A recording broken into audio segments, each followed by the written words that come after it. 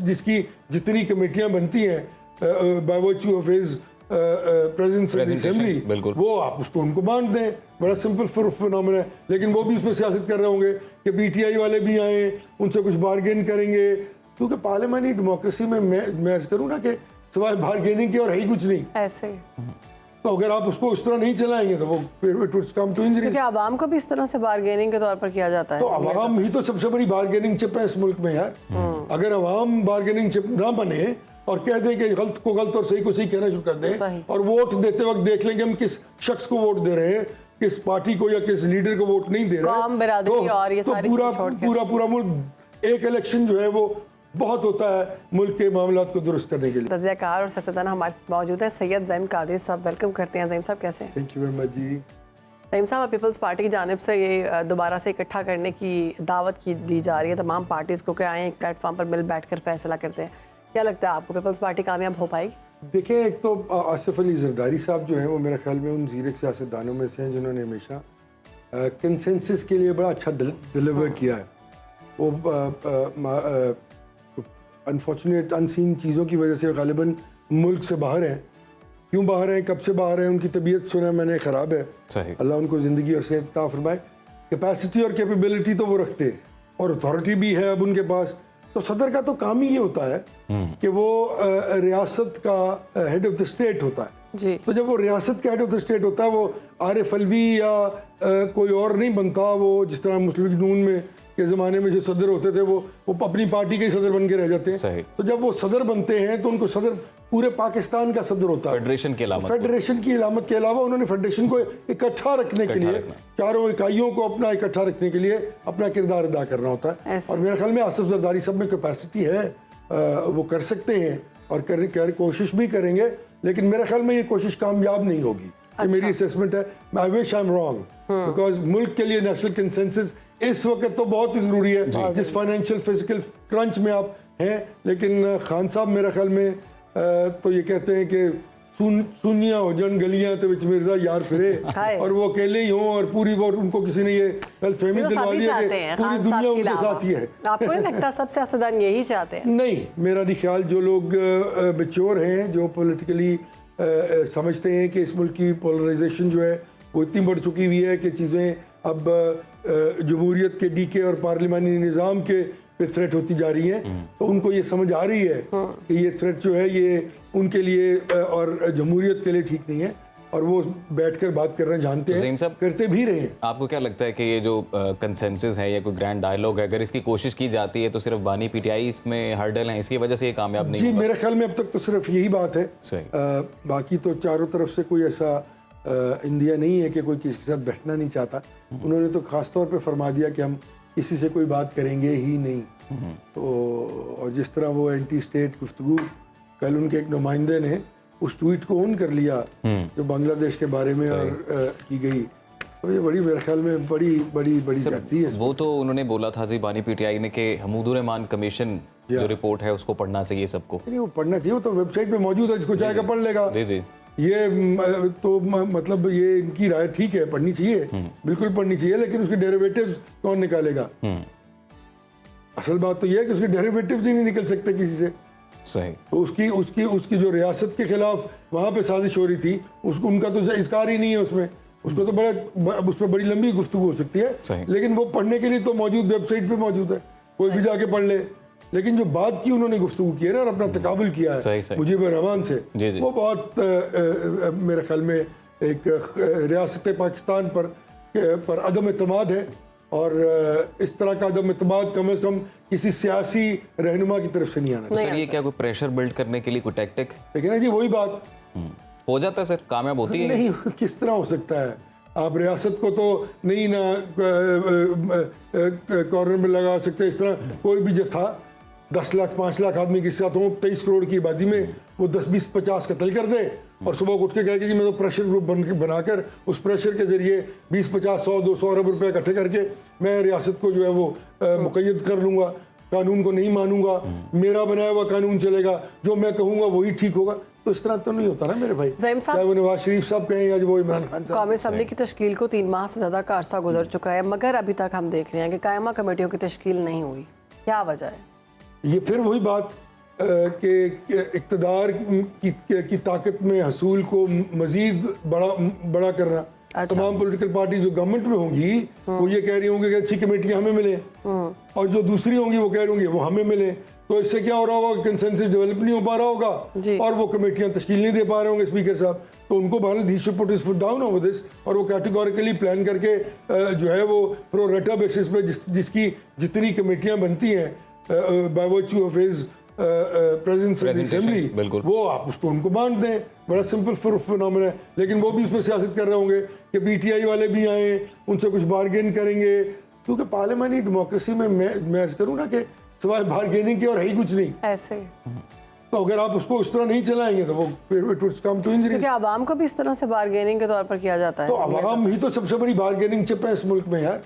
अगर आवाम bargaining chip ना बने और कह दें कि गलत को गलत और सही को सही कहना शुरू कर दें, और वोट देते वक्त देख लेंगे हम किस शख्स को वोट दे रहे हैं, किस पार्टी को या किस लीडर को वोट नहीं दे रहे हैं, तो पूरा मुल्क एक इलेक्शन जो है वो बहुत होता है मुल्क के मामलात को दुरुस्त करने के लिए। तो ज़हीम साहब, अभी मौजूदा निज़ाम आपको कब तक चलता हुआ नजर आता है? क्योंकि सेनेटर रमेश कुमार कहते हैं कि जुलाई में आफ्टर बजट सिचुएशन ज़्यादा मुश्किल होने वाली है। देखिए, बजट सिचुएशन में तो खैर क़यामत आने वाली है, अल्लाह माफ़ करे, मेरे मुंह में खाक। मैं नहीं समझता हूँ कि ये मैं अच्छी बात कर रहा हूँ, क्योंकि जो महंगाई का तूफान आने वाला है वो तो middle class, upper middle class भी रुल जाएगी भाई। ज़हीम साहब, फिर कैसे गुजारा करेंगे लोग? जी, लोग लोग सड़कों पे आ जाएंगे, लोग बिल नहीं देंगे, लोग बिल देने की अहलियत नहीं रखेंगे, लोग टैक्सेस नहीं देंगे और स्टेट जाम हो जाएगी। तो ये इस तरह तो चलेगा नहीं मेरे भाई। रमेश कुमार साहब ने जो बात की वो तो बड़ी दूर की है। सही, बस मैं इतना ही कहूँगा। उन्होंने कहा कि हालात कंट्रोल से बाहर हो जाएंगे। हालात इस वक्त हालात कंट्रोल में है। अगर आप आए चले मेरे साथ सड़क पे, तो सवाल मेरा यही है ना कि इससे बदतर मजीद होगा। अब अगर आप यही देखें, आप अब आपको ये रवश तब्दील करनी है ना, एक नया निज़ाम लाना है, out of the box solution होता है ना इस तरह के मौके पे जी, जब चीजें फाइनेंशियल फिस्कल इकोनॉमिकली आपके हाथ से निकल जाए, तो जब आप ये सब कुछ कर रहे हैं तो आपको fill for out of the box solution करके एक ऐसा निज़ाम वज़ा करना है जिसमें लोगों को कॉन्फिडेंस हो। अब असूली तौर पे तो जो वोट 45 और 47 का तफरीक है, वो 45 वाले तो सारे एक तरफ खड़े हैं, 47 वाले जो है उनके पास इतनी कैपेसिटी नहीं कि वो लोगों को जाके कोई बात करें। वो करेंगे भी तो लोग नहीं मानेंगे, वो कहेंगे तुम तो चोर दरवाजे से इलेक्ट होके आए हो, तुम तो जाली जीते हो। तो पहले तो फिर रिलीफ का कोई फार्मूला आवाम के सामने रखना चाहिए कि ये तरीका है। जी बिल्कुल, सवाल इससे रिलेटेड था जो बात आपने की है, तो आप समझते हैं कि पीटीआई का जो मौक़िफ़ था इस मामले में ठीक है? जी बिल्कुल। आप आवाम की आप पूछ ले रहे जी। मैं भी किसी हल्के में 3 दफ़ा इलेक्ट हूँ ना, तो मेरे वहाँ ताल्लुकात है। वो लोग कहते हैं जी हमने वोट किसी को दिया था, निकला कहीं से। तो बात ये नहीं है, बात पीटीआई के वोट की नहीं है। वो भी वोट इस तरह का नहीं था कि वो एक 23 करोड़ में से 22 करोड़ 90 लाख ने वोट दे दिया था उनको। वो भी 1.1 करोड़ है, और ये तो सिस्टम का फॉल्ट है ना बीबी। जब सिस्टम ही अपने आप को एक पैरासाइट बन गया है और खाया चला जा रहा है, तो हम उसको क्यों नहीं तब्दील कर देते? क्यों नहीं हम out of the box solution करते लाके? और ख़ास तौर पे इस मुल्क की इस्टेब्लिशमेंट से मैं एक गुजारिश करूंगा, क्योंकि इस्टेब्लिशमेंट का काम रियासत पाकिस्तान का दिफा और उसकी स्ट्रेंथ को कायम मुदायम रखना। ज़हीम साहब, कभी कभार ऐसा लगता है कि किसी के पास सोल्यूशन है ही नहीं शायद, क्योंकि अगर सोल्यूशन है तो सर आवाम के सामने रखना चाहिए ना। फिर आवाम तो तैयार बैठी है, लोगों को तो रिलीफ चाहिए, फिर तो किसी भी तरह का सेटअप होगा। अगर आवाम को रिलीफ मिल रहा है वो मेरे भाई तब होगा जब आपकी जेब में 4 टके होंगे, पॉलिटिकल स्टेबिलिटी होगी, इन्वेस्टर पाकिस्तान में रहने वाले पाकिस्तानी अपना पैसा ट्रस्ट नहीं कर रहे गवर्नमेंट के साथ और कारोबार में नहीं लगा रहे, रख के बैठे हुए कि कल को पता नहीं क्या हो जाए। ऐसे ही है। तो बाहर से किसी ने क्या पैसे लेके आने? अगर आप आज कंड्यूसिव कर दें हालात को, तो मैं आपको लिख के देता हूँ कि पाकिस्तान से आपको इतने बड़े फाइनेंशियल फिस्कल एडवांटेजेस हो जाएंगे कि इकोनॉमी जो है वो एकदम सीधी हो जाएगी। फिर तो शुरुआत ज़हीम साहब ऐसे होनी चाहिए कि जितनी भी सियासी क़यादत जिनके एसेट्स बाहर हैं, वो अगर पाकिस्तान ले आए, अल्लाह आपको व्हाट सेंटेंस इट इज। यही तो वजह है यार। एग्जैक्टली कि लोगों को वो कहते हैं पैसे वापस लाएं, अपने पैसे उन्होंने बाहर रखे हुए हैं। और अगर आपने अपने पैसे बाहर रखे हुए, आप इस इकोनॉमी को ट्रस्ट कर रहे हैं, तो इसका मतलब आप मुल्क को ट्रस्ट नहीं कर रहे ना। इस मुल्क में हुकूमत तो करनी है, लेकिन इस मुल्क को ट्रस्ट नहीं कर रहे। मैं नहीं कहता चोरी किया आपने पैसे यार, बिल्कुल थ्रू लीगल भाई आपने सही कमाए हैं, आपने हमारा खून सही चूसा है, हमने खुद ड्रिप लगवाई है आपके मुंह में अपने खून की। लेकिन खुदा का वास्ता उसको पाकिस्तान में ले आए यार। 30-30 हजार अरब रुपया आपके पास रखा हुआ है, $2-2 बिलियन के तो आपके घर और मेंशंस हैं। फिर तो जरूरत ही ना पड़े। तो आप कह रहे हैं कि जिस कौम और इस कौम का दर्द आपके दिल में 24 बहुत ज्यादा है। घंटे नजर आ रहा होता है, और वो मगरमच्छ के आंसू जो है वो 400 फैले होते हैं, सैलाब आ जाता है मगरमच्छ के आंसुओं का। ज़हीम साहब वो दावों की हद तक है और आवाम भी समझती है। नहीं समझती अवाम, आई एम सॉरी, मेरी अवाम से बिल्कुल अपील है कि मत ट्रस्ट करें इन लोगों को। ये सारे 2 नंबर लोग हैं। इन्होंने आपको हमेशा, आप सबको आजमा लिया ना आपने, 4-4 साल, 8-8 साल, 30-30 साल, क्या किया इन्होंने आपके लिए यार? भूख बढ़ती जा रही है, खतरा गुर्बत से रहने वाले लोगों की तादाद डबल हो जाती है हर साल, आपके बच्चे स्कूल नहीं पहुंच पाते, रोटी जो आप खा रहे हैं और अडल्ट्रेशन है उसमें, क्या बताऊं मैं आपको? ज़हीम साहब किसको चूज करें फिर? यही तो ऑप्शन है हमारे पास। सर किसी को चूज ना करें, जब आप चूज करने जाएं तो देखेंगे आपके हल्के में सही जो सबसे अच्छा काम आदमी वाला बंदा, जो सबसे शरीफ नफ्स इंसान है, जो नेक आदमी है, आप उसको आज वोट दे दें, बात खत्म। अगर पूरी कौम ये डिसाइड कर ले अक्रॉस द बोर्ड, मैं आपको लिख के देता हूँ कि एक ही इलेक्शन काफी है पूरे फिर मुल्क को फॉर्म ठीक करने के लिए। 45-47 वाला मामला कैसे हल हो? वो तो फिर वो नहीं होगा, वो फिर नहीं होगा, वो प्रॉब्लम्स भी नहीं होंगे। ये तो मसाइल है ना। ये मसाइल रहेंगे क्योंकि सिंडिकेट्स है ना। जब मैं इसको ओलिगार्की कहता हूँ तो मेरा यही मकसद है कि वो पिरामिड जो बने हुए हैं, जो पूरे मुल्क को मुक़य्यद किए हुए हैं, और जब भी इक़्तिदार का मौका मिलता है वो एक दूसरे के साथ मिलके अपने ज़ाती जो है वो तमीर व तरक्की की पॉलिसीज़ को बनाते हैं, उनसे फ़ायदा उठाते हैं और आवाम को मज़ीद मुक़य्यद कर देते हैं, क्योंकि अगर इनके पेट में रोटी चली गई तो फिर ये अपने हक़ की बात करें। ज़हीम साहब वक्त बड़ा कम है, जाते जाते एक कमेंट चाहिए आपका। आज इस्लामाबाद हाई कोर्ट में बानी पीटीआई के साइफर केस में सज़ा के खिलाफ अपीलों पर समाअत है।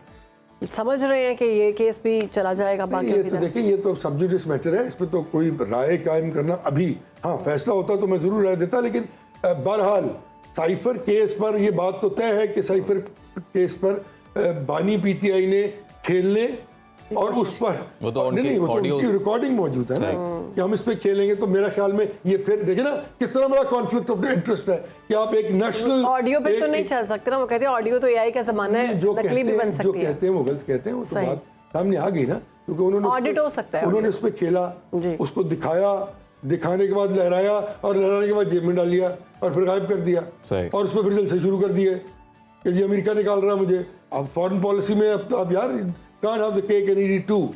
Foreign policy is a very thin line. You've got to be very, very selective. And in foreign policy, there are no free lunches. वो जब फॉरेन पॉलिसी आप पढ़ें तो आपको नजर आता है ये तरीकाकार नहीं होता आपका मुल्कों के साथ इस ग्लोबल विलेज में जो आजकल आप समझते हैं कि ये गलती की उन्होंने?